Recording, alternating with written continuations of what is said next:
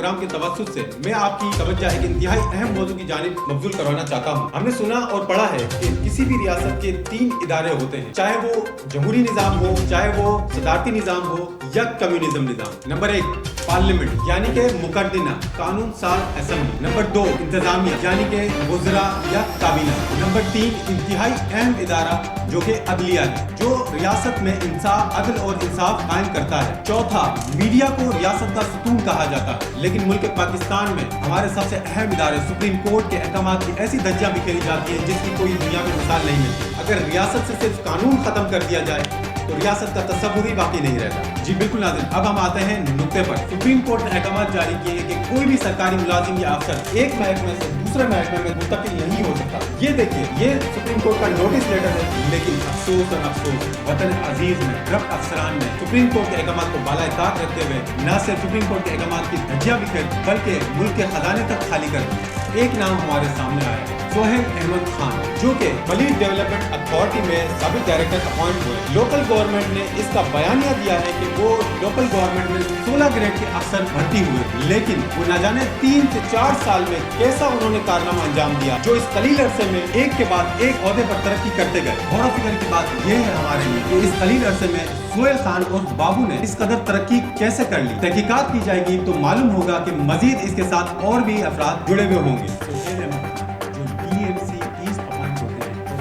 तरक्की करने के बाद MD डायरेक्टर लैंड अपॉइंट होते हैं, उसके बाद मेंबर A अपॉइंट होते हैं, उसके बाद फौरन ही टेक्निकल डायरेक्टर फाइनेंस अपॉइंट हो जाता है। ये तरक्की कैसे मुमकिन है? नाजरीन, 2016 में मोहतरम जस्टिस अमीर मुस्लिम हानी ने मज़कूरा शख्स सोहेल अहमद खान को रिवर्ट किया गया EMC महकमे में, लेकिन उसके बावजूद सुप्रीम कोर्ट के अहकामात की धज्जियां बिखेर दी गई। सोहेल अहमद खान DG MDA अपने ओहदे पर बरकरार रहा। ये शख्स इतना शातिर है, इसे मालूम था कि मोहतरम चीफ जस्टिस अमीर मुस्लिम हानी कुछ ही अरसे में रिटायर्ड होने वाले हैं। ये शख्स खामोशी से इंतजार करता रहा। जैसे ही मोहतरम जस्टिस साहब रिटायर्ड हुए, इस शख्स ने फौरन आकर अपना ओहदा संभाल लिया और उसके बाद इसके कारनामों की फहरिस्त ये देखिए। हैरानकुन बात तो आपको अब बताता हूँ कि इस शख्स की तालीमी काबिलियत सिर्फ इंटरमीडिएट है और जराए से मालूम हुआ है कि ये शख्स BBA की जाली डिग्री हासिल करके MDA की सीट पर काबिज हो गया। सोहेल अहमद खान और बाबू के कारनामों की लिस्ट तो बहुत तवील है, लेकिन आइए नाज़रीन, हम आपको चंद कारनामों की इसकी फहरिस्त बताते हैं।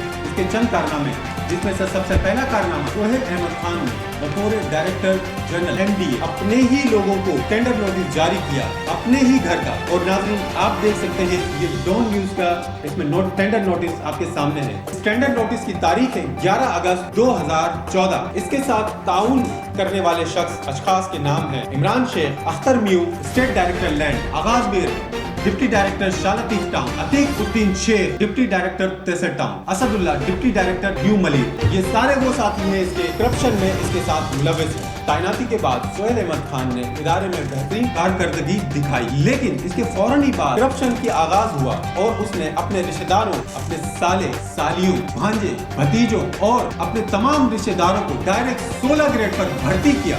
इस शख्स के तैनाती से कबल तमाम तरक्याती काम अपनी रवानी से जारी थे, लेकिन जैसे ही ये शख्स अपनी सीट पर काबिज हुआ, फौरन ही तमाम तरक्याती काम रोक दिए गए। आइए मजीद और कारनामे देखते हैं। मेमार हाउसिंग सोसाइटी में घपले, टाउन प्लानिंग में घपले। टाउन प्लानिंग इससे पहले बड़े तरतीब से चल रही थी, लेकिन जैसे ही सोहेल अहमद खान अपनी सीट पर काबिज हुए, उसके बाद सोहेल अहमद खान ने अपने एक खास बंदे शाहिद मोहसिन को तैनात किया।